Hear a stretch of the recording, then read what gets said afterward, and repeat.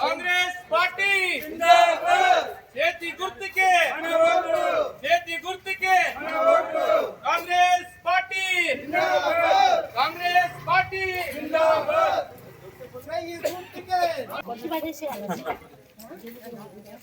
అలా ఉండదు ఇక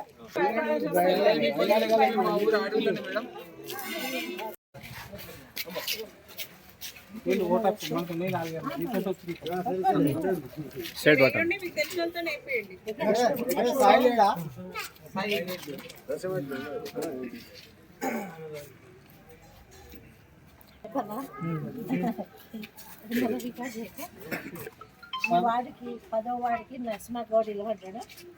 మీరు అందరు కూడా చేతి గుర్తు చేయాలి. మీకు కావాల్సినవి మీరు అడిగిన వాటన్ని మేము చేయడానికి సిద్ధం. మీ వార్డులో నరసింహగౌడ్ని గెలిపిస్తే మేము వచ్చి మీ పనులు చేయడానికి చూస్తాం. మీరు గెలిపిలే వేరే వ్యక్తిని గెలిపిస్తే మాత్రం మేము రాము, మీరు మీ సమస్య అట్టనే ఉండిపోతుంది. దయచేసి మీ బాధ ఎంతుందో ఇంటింటికి పోయి దండం పెట్టి ఓటేపియాలి, గెలిపి. నేను చేసేది చెప్పినాం కదా, ప్లాట్లు అంటే ప్లాట్లు, రోడ్ అంటే రోడ్డు, మోడ్ అంటే ఆల్రెడీ ఫండ్స్ వచ్చినాయి. మరి మీ వార్డులో నరసింహగౌడ్ గెలిస్తే మీ రోడ్లు మోడ్లు అంటే గెలిపేయలేదనుకో, మరి వేరే వ్యక్తి మా దగ్గర రాడు, మేము వాళ్ళని పిలువం. కాబట్టి గ్యాప్ వస్తుంది. మళ్ళీ ఇప్పుడు 10 ఏళ్ళు ఎట్లా పోయిందో మళ్ళీ ఈ 5 ఏళ్ళు కూడా అవుతుంది. దయచేసి మీరు ఈ వ్యక్తిని చేతి గుర్తు ఓటేసి నరసింహగౌడ్ గెలిపి.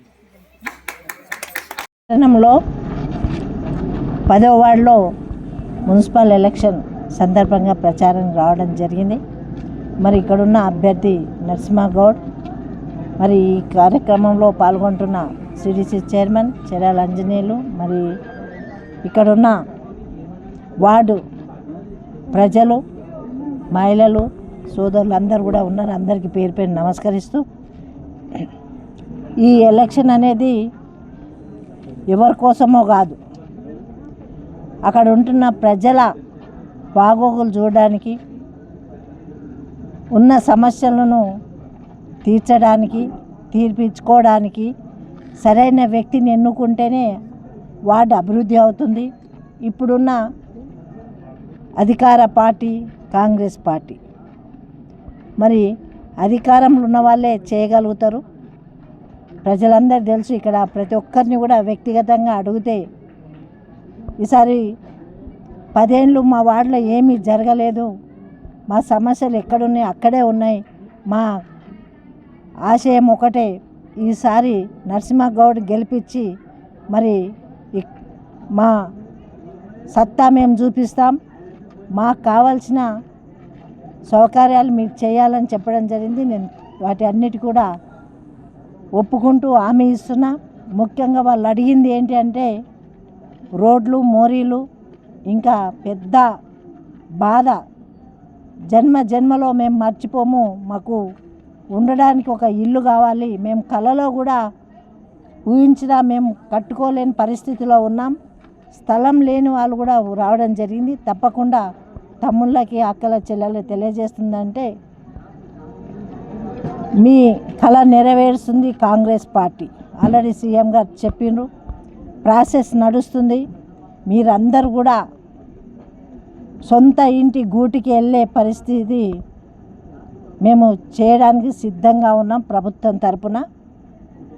మరి ప్రజల కోరిక మేరకు, ప్రజలకున్న ఆకాంక్షను నెరవేర్చే వరకు మేము మీ ఎంబడే ఉండి మీకోసం కష్టపడతామని తెలియజేసుకుంటూ, మరి సదాశివపేట పట్టణంలో అన్ని వార్డులలో కూడా ప్లాట్లు ఇవ్వడం జరుగుతుంది. లేని వాళ్ళకి సర్వే చేసి అర్హులైన వాళ్ళందరూ కూడా ఇవ్వడానికి ఈరోజు సిద్ధంగా ఉంది. మరి మొన్ననే జగ్గారెడ్డి గారు కూడా సిద్ధాపూర్ కాలనీలో వచ్చి మీటింగ్ పెట్టడం జరిగింది.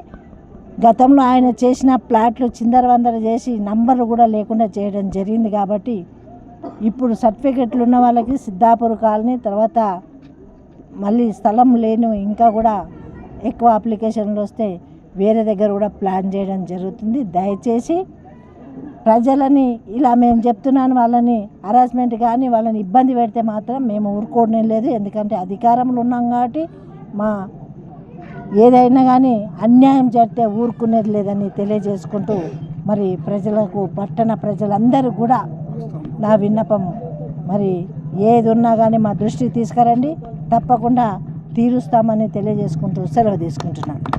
నరసింహారెడ్డి నరసింహ గౌడ్ కాంగ్రెస్ పార్టీ తరపున కాబట్టి ప్రజలందరికీ విన్నపం, చేతి గుర్తు ఉంటుంది, చేతి గుర్తుకి ఓటేసి గెలిపియాలి.